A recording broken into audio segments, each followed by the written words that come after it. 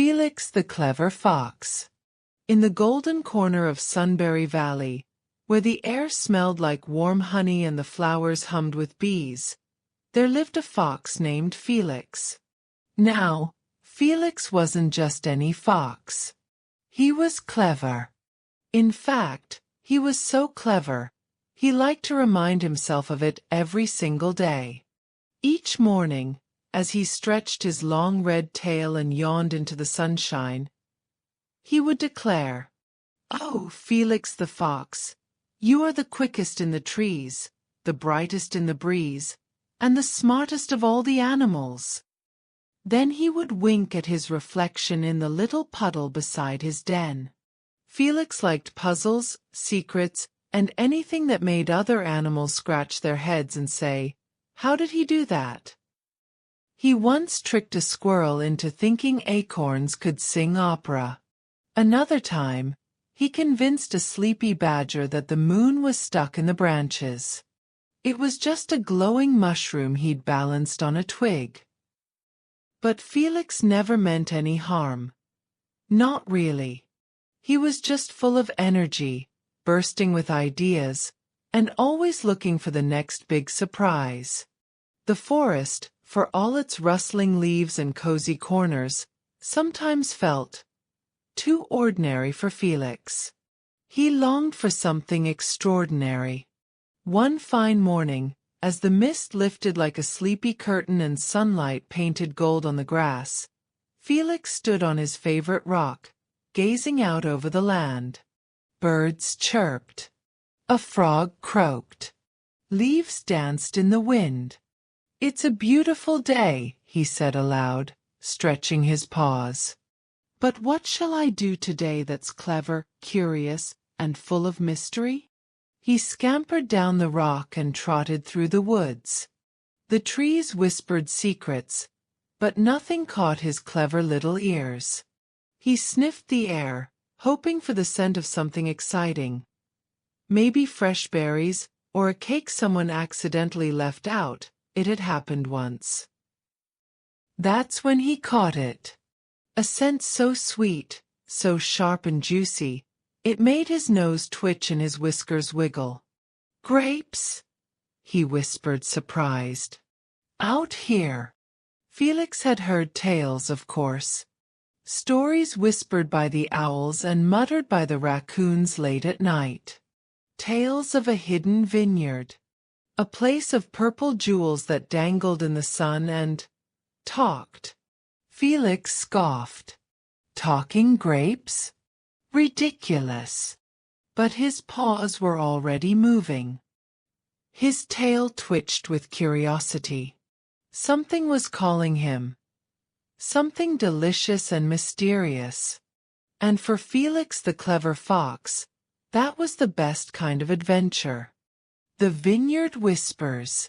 Felix followed the scent through ferny underbrush and across a shallow stream that chuckled softly over smooth stones. His paws were light, his eyes bright, and his ears twitched with every little sound. The sweet smell grew stronger, richer, riper. It filled the air like music. Felix slowed his steps. And there it was. Beyond a low, twisted hedge and a pair of leaning birch trees lay the most peculiar sight Felix had ever seen. A vineyard. But not just any vineyard. The vines were thick and wild, twirling like ribbon dancers. Their leaves were deep green and glossy, flickering silver in the sun. And the grapes. The grapes were enormous. Round and plump and practically glowing in their bunches. Deep purple, with hints of ruby and blue, like marbles made from moonlight. Felix's mouth dropped open. He took a step closer. The grapes swayed gently in the breeze, as if bowing to him. That's when he heard it. "Ah, what a glorious day to dangle!" "Indeed, Petunia. I feel particularly juicy today." Felix blinked. Who said that? He looked around. Behind a vine, under a leaf, into a berry bush. Nothing but vines and grapes. Careful, Gerald. You're wobbling too much. You'll startle the fox. The fox? Felix looked straight at the grape bunch in front of him. The grapes were talking. No way, he whispered. Grapes can't talk. One grape near the bottom of the bunch turned slightly toward him. It had no eyes, no mouth, but somehow it looked smug. Sure we can. You're just not used to listening. Felix yelped and jumped back so fast his bushy tail knocked over a mushroom. He stared at the bunch, fur on end. Did you just talk to me? Absolutely, said the grape. We all talk. Most animals just don't bother to stop and hear us. We have very pleasant voices, actually, said another, a round grape near the top. Felix's jaw hung open. He blinked. He rubbed his eyes with a paw. The grapes giggled. He's doing the thing where they blink and rub again, said a third grape. Felix shook his head. I must have sniffed something funny. This can't be real. Oh, it's very real, said the first grape. We're the famous talking grapes of Sunbury Vineyard. We've been waiting for you, Felix the clever fox, added another. Felix narrowed his eyes. How do you know my name? The forest whispers, said the grapes together. We hear everything. Felix took a cautious step forward. If you're really grapes, and you really talk, then maybe the stories weren't just bedtime tales. The grapes swayed and smiled with their voices. Welcome, Felix. You finally found us. But be warned, things are about to get grape-ly interesting. Felix's tail twitched, and somewhere deep in his clever little heart, something buzzed with excitement. He had stumbled into a secret. A sweet, juicy, ridiculous, magical secret. And he wasn't going to leave until he understood it. Felix has questions. Felix sat down right there in the dirt, tail wrapped around his paws, staring up at the grapevine like it had just grown a second moon. Well, he said, squinting suspiciously, if you're really grapes and you really talk, then I have questions.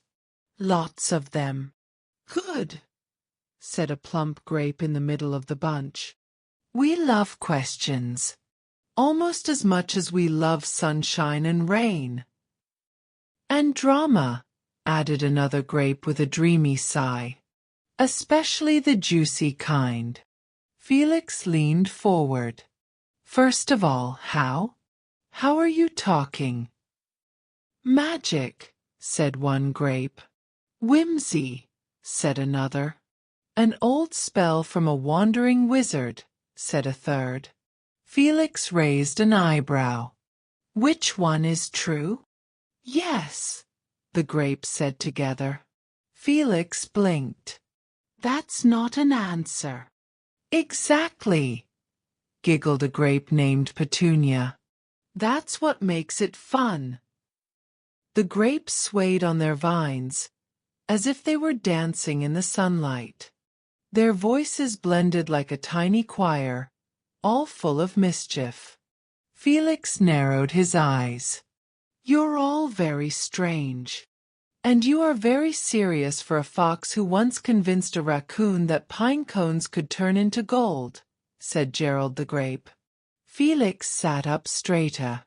How did you know about that? We listen, said the grapes. We know things, added Petunia.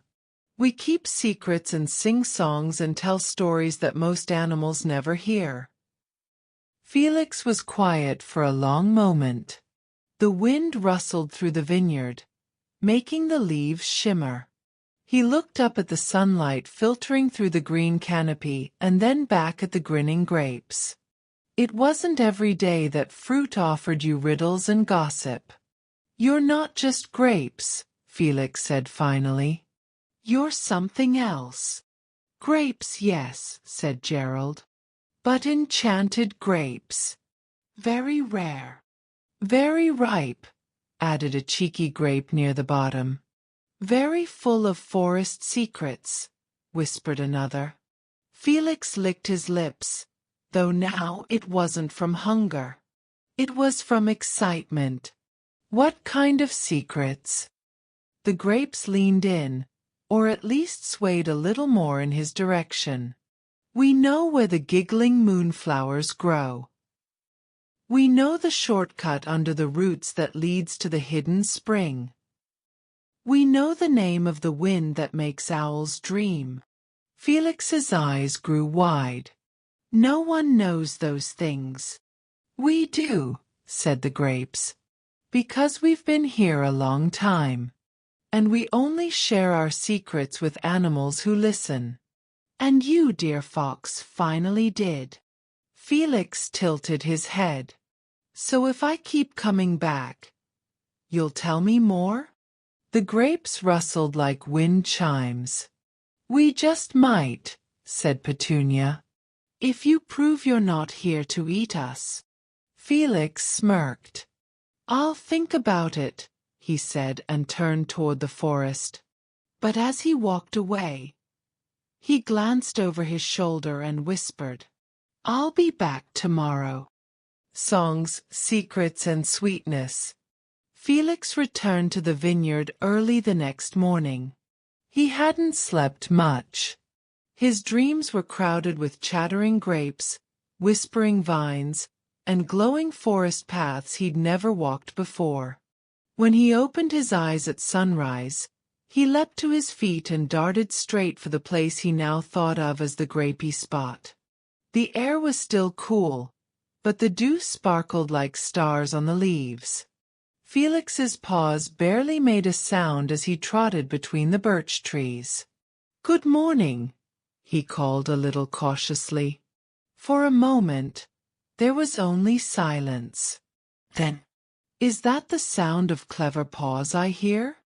Could it be the fox who listened? The one who didn't eat us? Miraculous! Felix grinned. I see your voices are still just as loud. And your ears are just as twitchy, said Gerald, the grape who always seemed to lead the bunch. Felix sat beneath the vines, tail curled neatly beside him. So, what story do you have for me today? The grapes murmured excitedly, their vines rustling with motion. Let's tell him about the invisible toads.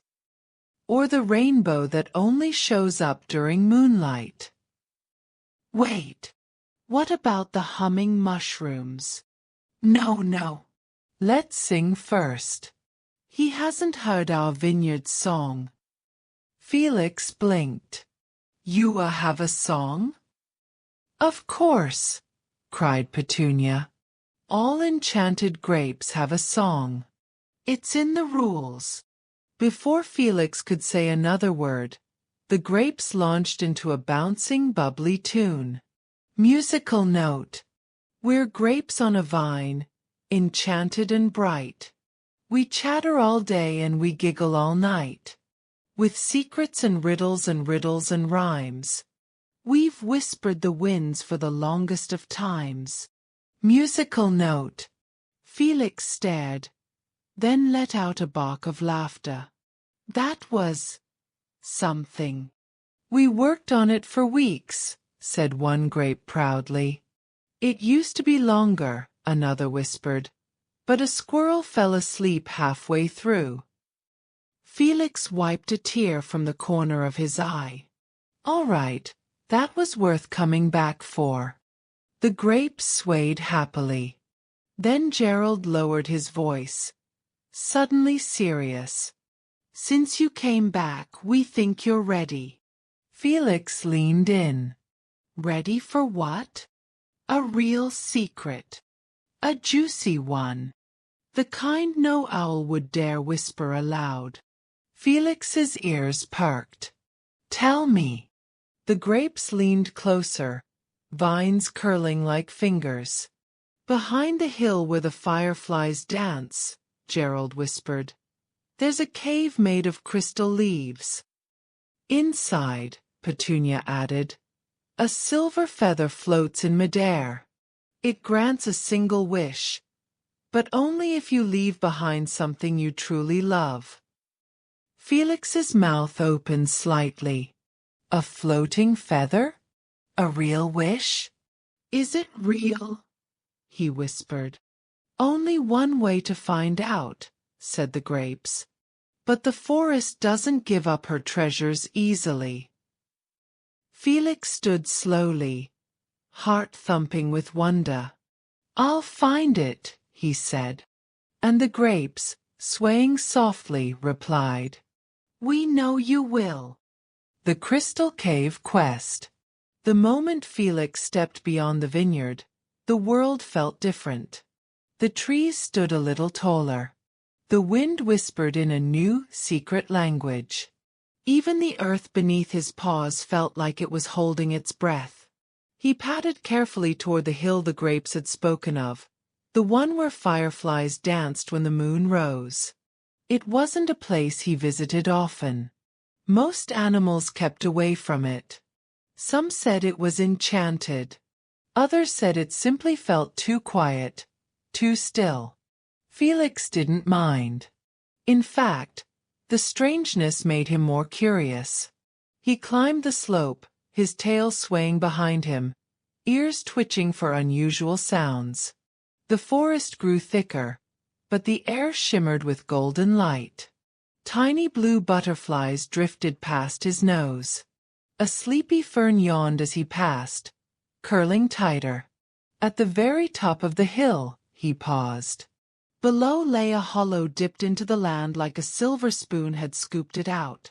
At its center stood a wide oak tree with bark that sparkled faintly, like it had been painted with stars.